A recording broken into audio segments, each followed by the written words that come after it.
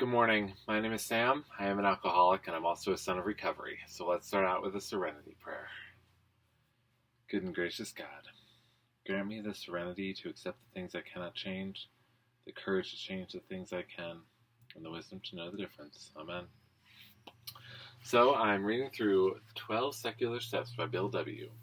And I'm on chapter 4 called The Overview of Secular Recovery. He divides this up into 3 phases. So I'm going to get us through the introduction in phase 1 and then phases 2 and 3 at another point. So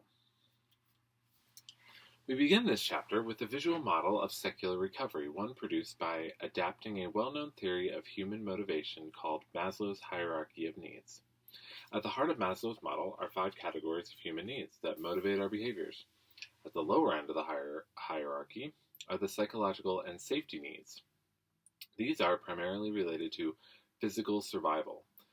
Built upon those are 3 higher-level categories of needs, labeled as drives in our model, that deal with social behaviors, self-image, and achieving one's full potential in life. Our biological explanation of addiction in Chapter 2 asserts that abnormal drive, the addicted drive, is formed through repetitive drug use, and after its formation, it operates as the engine empowering increasingly self-destructive addictive behavior. This drive can grow strong enough to outcompete the normal drives and behaviors, such as those represented in the top tiers of Maslow's hierarchy. If this is our pathology, then it makes sense that the cumulative goal of step work would be to suppress the addictive drive and reestablish the normal ones. 12-step programs are more than adequate for that job. In our secular model, we organize the 12 steps into 3 sequential phases of recovery. Phase 1 establishes the first 90 days of abstinence and the foundational steps 1, 2, and 3. Phase 2 covers a more extensive segment aimed at psychological reconstruction, normalization of drives and behaviors, steps 4 through 9, and Phase 3, steps 10 through 12, emphasizes long-term maintenance of sobriety as well as service to others. Adapting Maslow's hierarchy to the secular recovery process. In 1943, Abraham Maslow published a psychological theory based on 5 generalized categories of human needs.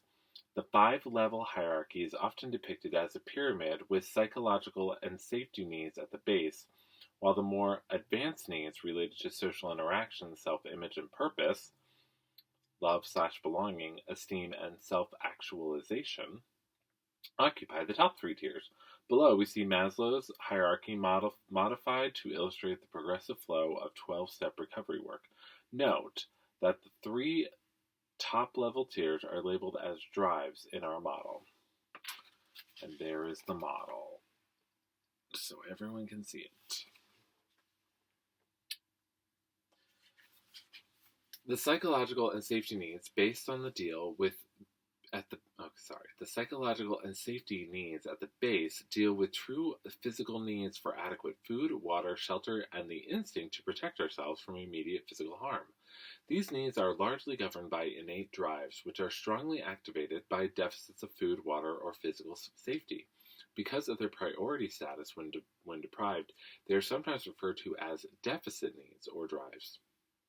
Phase 1 is concerned with physically stabilizing the newcomer and helping them establish their first 90 days of abstinence, and for these reasons, it is the phase most closely associated with base-level needs. Adaptive drives, rewritable psychological programming. The 3 top-tier categories of drives and associated behaviors are learned. These are the adaptive acquired drives that we discussed in chapters 2 and 3. Acquired drives have both conscious and subconscious components, and their formation and strength are significantly influenced by the success or failure of associated behaviors. That means they are responsive to operant conditioning, but they can be influenced by cognitive reason processes too. These drives govern the behaviors that define our roles within family, work, and social circles. Their growth and development are lifelong processes, and they are very adaptable to changing circumstances and phases of life. The ever-changing nature of these drives explains why we are not the same person at 14 years of age as we are at 34 or will be at 84, and we won't be the same person before and after phase 2 if we work at it. The programming of these drives can be governed by circumstances and reactions, or by intention.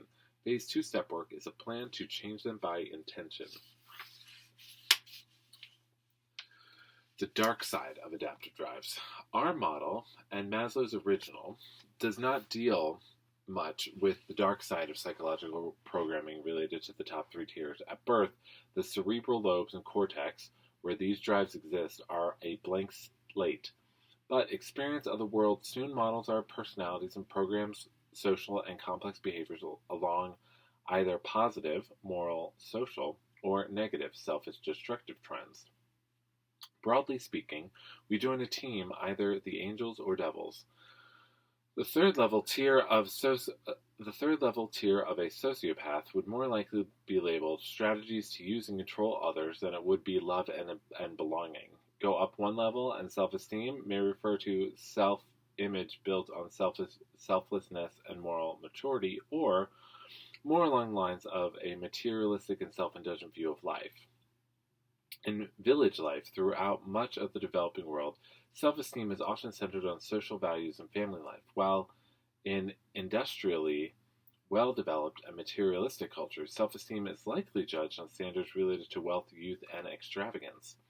Can a sociopath or a materialistic person change? I think so. But if their strategies and simplified moral code, what's in it for me, prove successful, why would they change? Addiction can degenerate a person into a sociopathic pattern, but the viciously progressive and increasingly self-destructive addictive cycle will inevitably cause failure and crisis. These eventually motivate many addicts toward change as the negative consequences build up in their mid to late stages.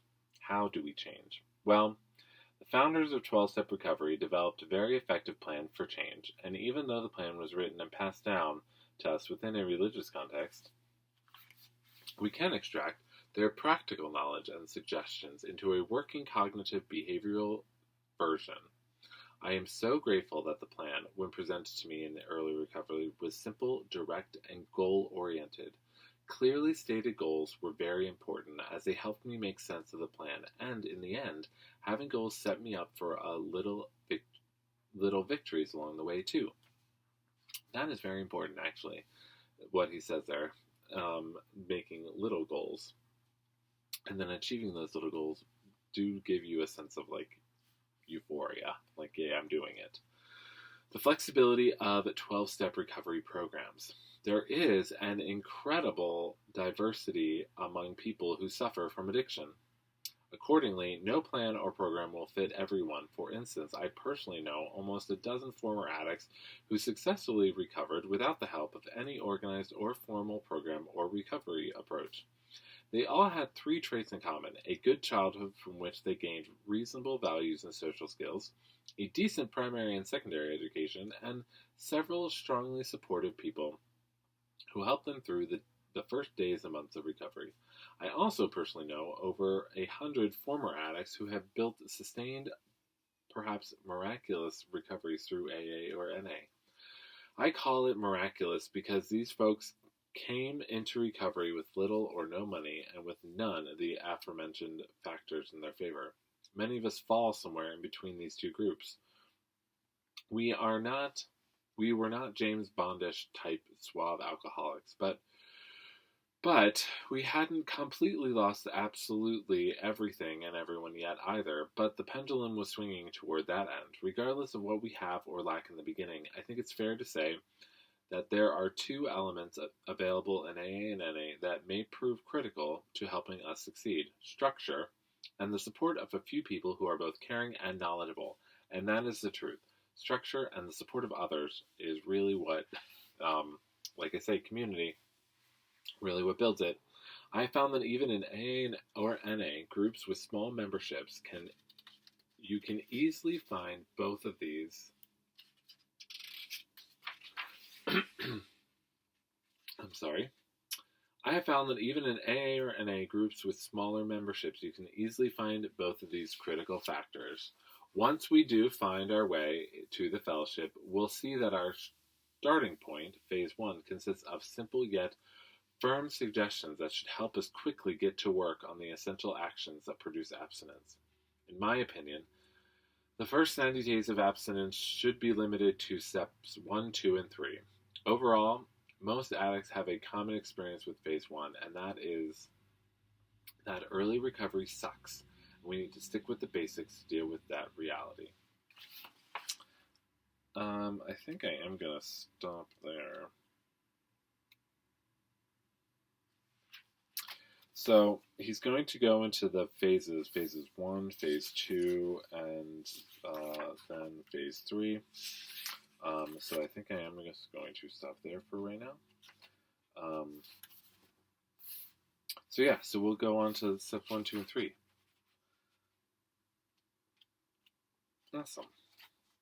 I really am enjoying this. I mean, I think what he is saying is really, really helpful to, I can think of a couple of people that this would have been a great way to introduce them to 12 steps and working through it without all the religious aspect of it, which I love. You know I love it.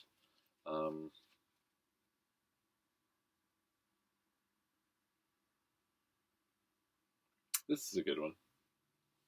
Part of the solution. Dear Lord, remind me that when I was practicing my addiction, I traveled alone. No relationship was more important. I was a hostage in a prison of chemicals. The fellowship and your guidance have broken that grip of isolation. I pray to remain grateful to the men and women who share their experience, strength, and hope. The fellowship is a circle of spiritual vitality that energizes me when I'm willing to join hands. Alone, I am the problem. Together with others, I am part of the solution. Amen. And we are always part of the solution when we do it with others. So, as always, if you have any comments, questions, or thoughts, please leave them. And I hope you have a blessed day. Thank you.